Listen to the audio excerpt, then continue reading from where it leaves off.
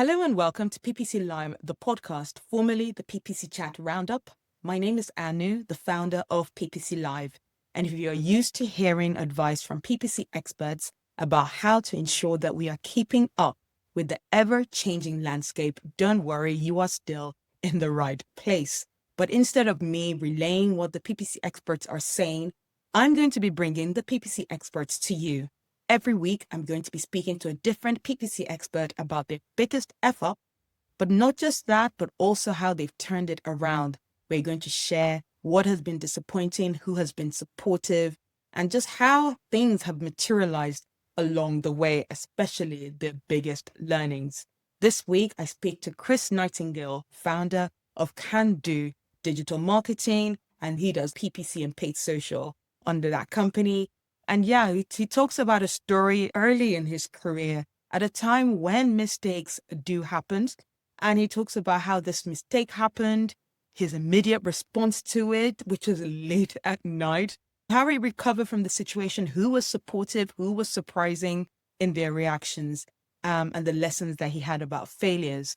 The conversation also touches about advice on other areas of others similar in this situation, and the importance of good management especially, and some thoughts about using AI in PPC marketing. So I hope you enjoy this episode. Today, I'm delighted to welcome Chris Nightingale to PPC Live, the podcast. Chris is the founder and director of Can Do Digital Marketing Limited, a UK-based agency specializing in performance marketing services such as PPC and paid social media.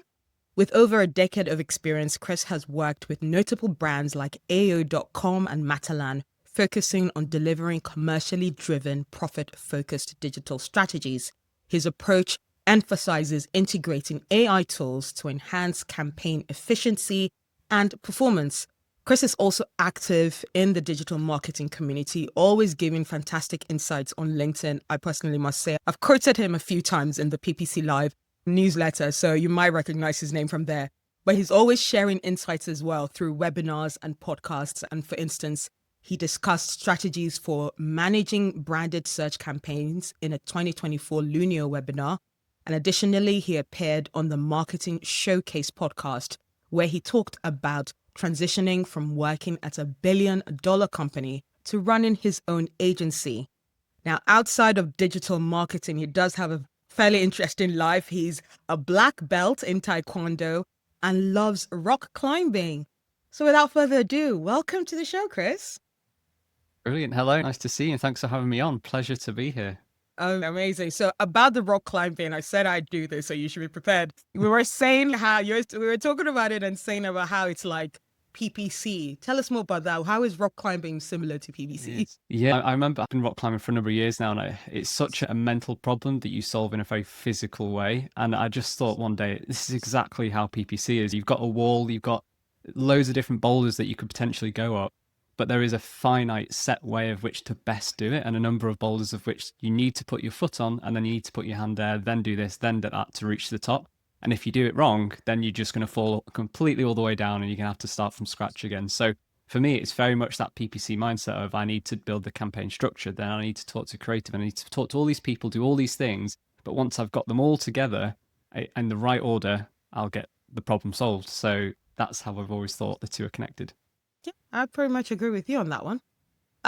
So as our listeners are used to now, we don't waste too much of our time with too much chit chat at the beginning. We know what this podcast is about. We want to hear about the mistake that they came up with, an F-up that you experienced, and how you turned that around, what the process is about. So, what the story was. So yeah, let's get to it. Chris, what is the F-up that you want to share with us today?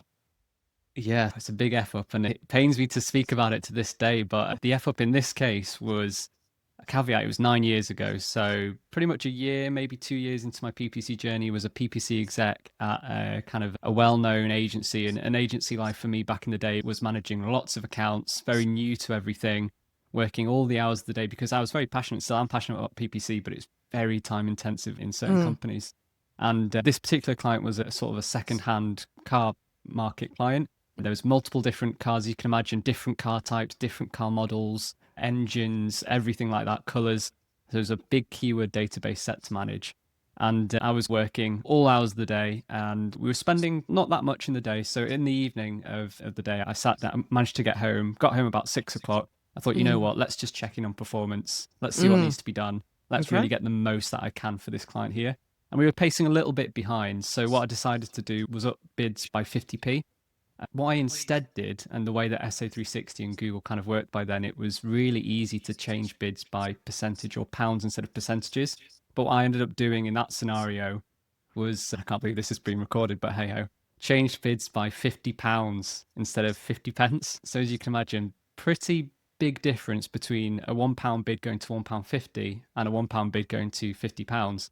And those were the days where PPC was still very automated, not too many bid strategies in play here, very manual. And Google swallowed that investment that we gave it. Luckily, I guess you could say I was very proactive within this journey. And I checked again at 8 p.m. because of just, I was checking in for this client to see if we had made it up for the day. And we had more than made it up for the day. We had spent a lot of money. In fact, when I had to pause the campaigns at 8 p.m. because we'd spent so much money, Google was still catching up with itself, and checking in at 9 p.m., 10 p.m., that cost was still going up Still going, wow. significantly. Yeah. So you can imagine the panickedness that I was just panicking. Very junior, maybe a year or two in, full PPC exec, and not sure of the consequences, what's going to happen, who I'm going to have to speak to. Was on the phone to people who probably wanted just to be enjoying their evenings, but PPC never sleeps. So I guess I'll pause there. That was the mistake. A very big mistake. Wow. Yeah, you gave us lots of useful information then. And I think something that is very useful to understand about that mistake is that you're junior and you will make more mistakes when you're junior. And hopefully, I'm sure you can say that now there's a lot less that you make. The volume is a lot less. And that is just the nature of the game. And I think some people get nervous starting a career and they're like, oh my God, I made a mistake. I'm the worst person in the world. You're like, no, you're just 1 year in. I'd actually argue that you're supposed to make the mistakes now, rather than later even, to do this kind of. I would agree. I think the only way that you're going to learn, particularly in PPC, is by making mistakes. And if there is someone out there who's never made a mistake or says they've always done a test that's been perfect, I would challenge they've not done enough tests or they've not done the right tests. Because the only way that you learn is by doing things that go wrong and then learning what to do in place of that. There's so many new queries that are being input into Google every day, particularly when you look at different kind of platforms and how big the query lengths can be, how people are reacting to different types of media and images and video. There's stuff that's changing all the time, and we're not going to know what people want unless we test it and actually understand what they want. I'm a big advocate of failure, but obviously within its parameters. I think that tests failing isn't a bad thing. It's a test that's been learned from, and I think that's almost better than not learning at all. Absolutely. Agree. So now going back to that problem to yourself 9 years ago, and you've seen this issue, the spend has gone up and you're panicking a bit. How did you turn it around? So the immediate thing was obviously pausing the account, phoning my director, and then past that point, there's not much you can do at 8, 9 o'clock at night other than do that and sit tight for the night. And as you can imagine, not the best night's sleep I've ever had. But in terms of that, it's about being proactive. For me, it was about saying this and owning yourself straight up to the client. First, to hold your hands up. It's always, and I've known people who've done this before, you never want to put these things under the blanket and try and run along with it. And you've always got to be upfront, show them what the issue was, show them the steps in place that you're going to do to rectify that problem, and how you're going to do that. The other thing that we tried to do as well was go forward to these advertising platforms like Google, like Bing, to say, listen, this was a genuine mistake. You can see that the click traffic was about the same, but the actual cost per click was just significantly higher than expected. And sometimes Google or Bing will give you refunds for that if they know it wasn't necessarily malicious, which was always good. And then for the months afterwards, we actually built up a really good relationship with the client because they could see we genuinely cared about their brand and their reputation and their accounts and getting the maximum amount of money for them as humanly possible. And actually, the months afterwards, we got some of the best results in the account we've ever had. And that was just a case of us just caring and saying we did waste a chunk of money, but actually we've made it up and then some in the months ahead. So that was, I guess that's how we turned it around. Was there anything that surprised you about the situation? Reaction from the client, for example. How did that go? Yeah, the reaction from the client in this case wasn't great. They did want a big chunk of money back in return. The biggest surprise for me, though, was the reaction from my manager at the time. They were actually super supportive and a lot more supportive than when I thought I was going to pick up the phone and I was going to get an absolute hounding. But actually, they were very calm, very supportive.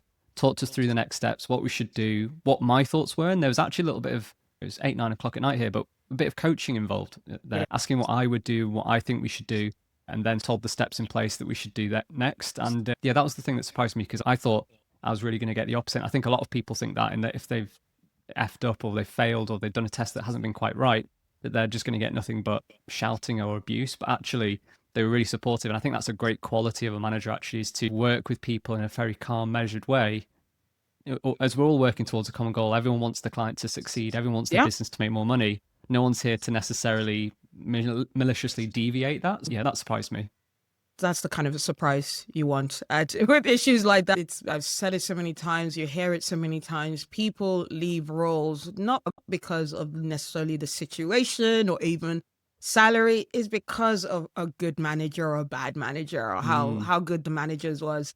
That's the thing. I remember that quote, is that you'll never remember what people said, but you remember how you made them, how they made you feel. And for me, that's so important when you're a manager as well, particularly if you're taking your first steps into management and people don't necessarily know how to people manage. It's just building that relationship like you would a friend, building blocks in terms of working together, working towards the same goal, being patient, allowing employees to make mistakes and giving them effectively the keys to an account and trying things for themselves, because like I said, that's the only way they're going to learn. But being a good manager, I cannot emphasize that enough. I've had plenty of not great managers, and I always strive to be a good manager.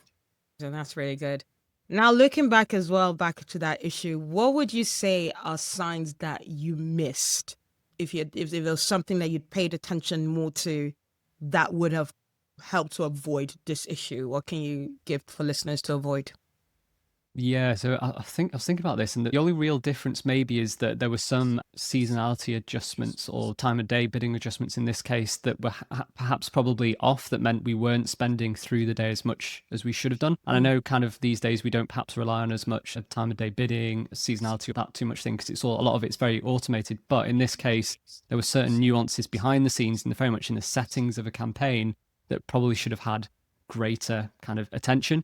And what I would say, I guess, is a solution to maybe thinking about that in today's age, is that I use a lot of tools now that can help me spot 404s, misspellings, ads that are perhaps redirecting, loads of things like that. There's tools out there. There's loads of great tools that can, scripts and paid for tools that can just help you pick up on things without having to, because I remember I've done this in Black Friday for a client once, is I clicked on every ad in every ad group, in every campaign, just to make sure that the URLs are working. And that was a great waste of an hour, but it was necessary to make sure that we weren't wasting those clicks, right? So there's so many more tools, and I'm a big advocate of AI. There's so many tools that just allow us as PPCers to do that job better and not miss the absolute fundamentals that crack an account.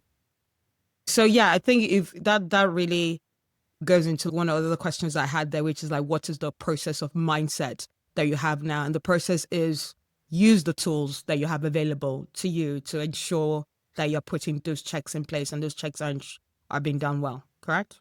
Yeah, exactly that. Yeah, I guess the way I'd probably say it is like hoping for the best but planning for the worst, putting the checks in place that just in case it goes wrong, particularly around Black Friday, a sales period, summer holidays, things are going to be changing like rapidly. So to have that plan in place, whether it's a campaign build, it's a new promo thing, and always have either automation or maybe an assistant or someone else to spot check you or just double check that work. Because when you're spending tens or hundreds of thousands of pounds of clients' money in this space, performance marketing, right? It has to perform, it has to go to the website, and it has to convert. Yeah, it's always good to get a second opinion.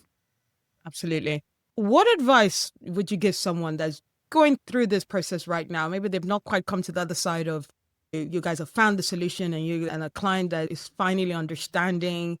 They're just in a few hours of just making the mistake. What's your advice to them? So I would say don't panic, accept that these things happen, but follow up things as you would like a good human. An example of this is at AO.com, one of our morals, and I'm probably messing up the words a little bit here, but the principle was do stuff that would make your gran proud. Or if you were to talk to your mum at the end of the day, would the decisions that you've made make her proud? And would she say those are the right decisions? And if the answer is yes, then you've made the right decision, even if it cost the business money or even if it did this or that. So always just go about your way in things that you would think, yeah, I'd be happy that was the right decision, even if it might cost the business money, let's say. I'd always say as well, ask for forgiveness and not permission. So I always think that you should be going and trying new things and not being accepted that you're going to just be pigeonholed into a very nuanced thing. So I'd always go out there and just try and be the best person you can effectively and try new things. Just accept that failure might be happening. It might be part of that, and that's absolutely fine, because many other people, everyone I would argue, has failed at some point. Yeah, absolutely. I love that, Fred. That's another my favorite quote of mine in terms of ask for forgiveness. It's better to ask for forgiveness than for permission, because that's where all the entrepreneurial spirits come from. And companies want that. People want someone who is willing to like test something and try something that is different, that could be really great. And the whole asking for forgiveness is that a mistake could happen. And I think companies that are willing to grow, that are willing to be seen as innovative, and they're really pushing the bar for their clients, are the people who have employees that are willing to test things without necessarily asking for permission first, because they're just going out, they're having ideas, they have things that they want to try, and they try it out. Yeah, absolutely. And that they've got their very solution mindset focused. And I think that's the other thing as well, is that when you come to a potential F up, and you come to your manager, might not just want to see what's happened, but actually what your opinions are in terms of the solutions. So I'd always say, rather than just going to your manager with problems, come to them with at least what you think is a solution and run it by them, because again, that can go well in your favor. Absolutely. And then you've been talking to them about what you were trying to do, what you were trying to actually achieve. Because if you say, this is what we wanted to do, I felt that I've seen this other brand do it that's very similar to yours. They had success with it. So I was trying to replicate that success for you. And if you start the story that way, they might be like bracing themselves for where it went wrong, but it starts off right. That is how you start the story. If you just go in with, oh, someone said this, so I did it, without any good logic with why you were trying to do it, that's where it goes wrong. I think you've given our listeners amazing tips, amazing takeaways. But if people have been really busy with and multitasking while listening beforehand, at this point you want to give them with one takeaway about this issue that you had and how you went through it, what's one thing that you want to leave people with?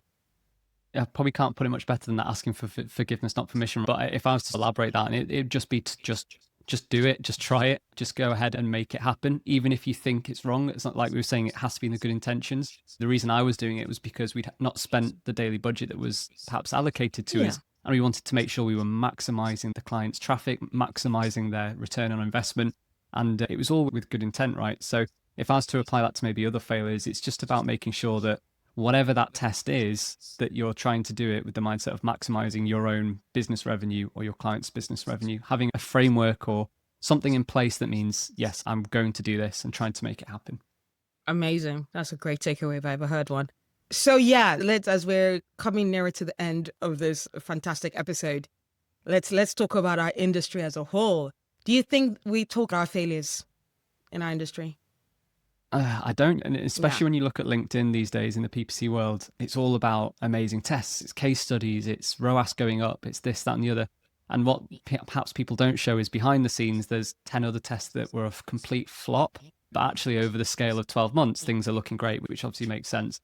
So no, people definitely don't talk about it enough, but it definitely happens. It's like the sort of the Instagram models of the world where you see this perfect life. Behind the scenes, there's arguments, there's loads of other sort of messier stuff that's in play that makes up a good overall account. So failures, are definitely happening. We just don't see enough of them. And I think people don't talk about it enough either, because it's liberating in a way, talking about failure, because you help other people learn as well, what challenges that you've come across, what mistakes they should not make.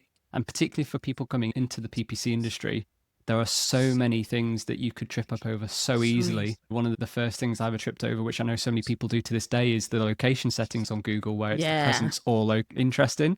And if you haven't got it into presence only, then you could potentially be showing anywhere in the world for that reason. So it's just little tricks like that, I think. And people need to be aware of them. People need to be sharing their failures, and more people will do a better job then. Amazing.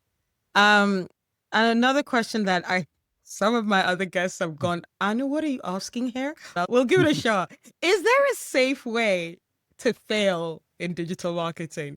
Kind of have touched on it. Is it always risky, or is there like a safe way to do it? So it is risky because you're playing with real money, whether that's a client's money or your business's money. If I was to say, is there a safe way? I'd probably be thinking about how I might apply that maybe to if I set up my own business and I just wanted to test a few pounds myself, maybe I could test that in my own Google Ads account rather than an ads account that's spending 200 grand a month. So maybe think about a passion project or a mate's website or a local charity or just someone that you know that you feel you can get really good results for them, but maybe they're spending not as much money and you just want to test a few things. That's probably the safest way to fail, because wasting £100 is always less risky than wasting £100,000. So I'd always do it that way. Naturally, the bigger the account, the faster you're going to get results. But particularly if you're in your early days and you're just looking to fail in a safe environment, I would say try it on a kind of a smaller account, and always just get people to spot you or spot other people. It's very much like weightlifting. You've always got the big heavy task. It's always good to have someone looking over to you, make sure you're doing that right. Amazing. That sounds great. And one question that as well that I didn't give you to prep for. I hope that works out in both our favors, but it'll definitely work in the listeners' favors. AI. I feel like we are not done with talking about AI, and what I really love about the fact that I'm going to be speaking to so many different people on this podcast is that we're going to get so many different views about it. And since we are talking about ups and mistakes, I imagine working with clients with Can Do and even possibly even like on air, you've seen some, that is not how you use AI, guys. Oh, what are you doing? What would you say is the biggest F up that you see when you've witnessed or maybe even you've experienced of implementing AI? For me, it's about all the stuff that is very customer facing that AI seems to do a great job of. When you look at it, put something into ChatGPT, you'll spit it out. But actually, when it's very customer facing, it's very obvious that it's been written by a robot. So I can tell pretty instantly, and I think a lot of people will as well, if you could tell ad copy on Google Ads, Bing, anything that's been done by ChatGPT. You look at the dashes, for example, the capitalization, the way it says things, it is very kind of robot-esque. And I think the real opportunity in PPC ads and advertising in general is to have a brand tone of voice. I'm a huge fan of AI, but I don't necessarily think it's great for just ad copy and things that are very customer focused. You need to say those things in the way that you would coming out of your mouth or your brand's mouth. Where AI really has that superpower is the back end stuff.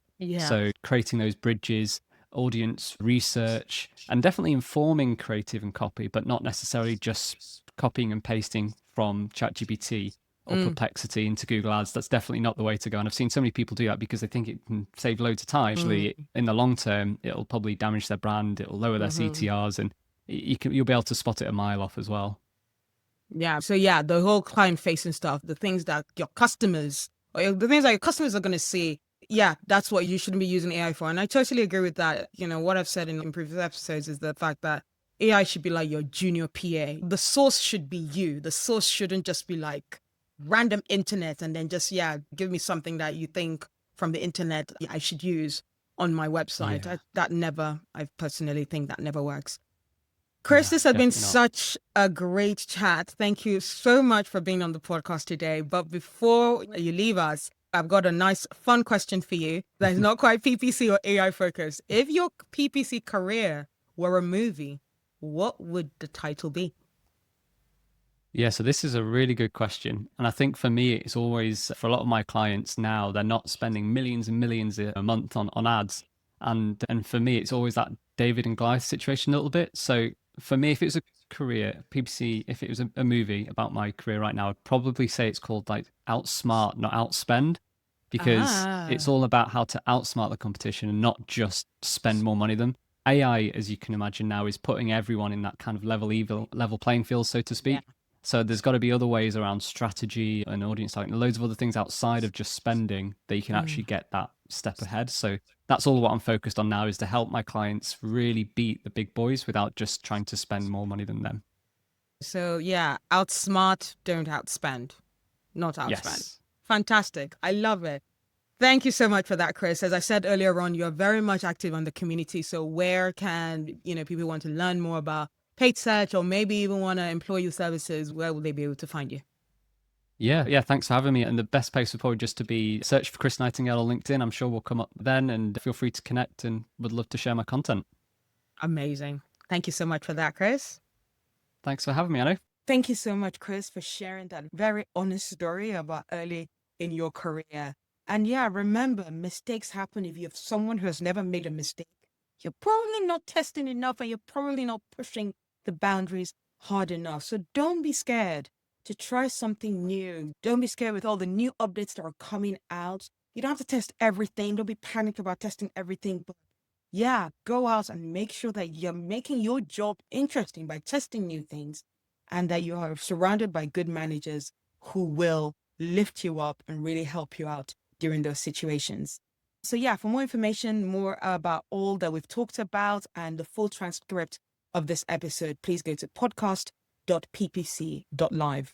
Of course, now going on to a little bit of an update about PPC Live as a whole. Our next event is June 26th, and that's happening in Leeds, UK, for those who are up that way. So yeah, would love to have you there. Tickets are live on ppc.live. Just go and check that out. We're still on early bird ticket sales right now, so please do check that out. For anyone who's up there, we'd love to have you. Before I leave, I'm delighted to say that I'm allowing my time to be booked for some coaching calls with people. So just go to themarketinganu.com, give me as much information as needed before the call, so I'm well prepared to help you, to help reignite your passion for doing paid search. I hope you have enjoyed this show, and I look forward to bringing more PPC F-ups from our PPC experts next week. Bye now.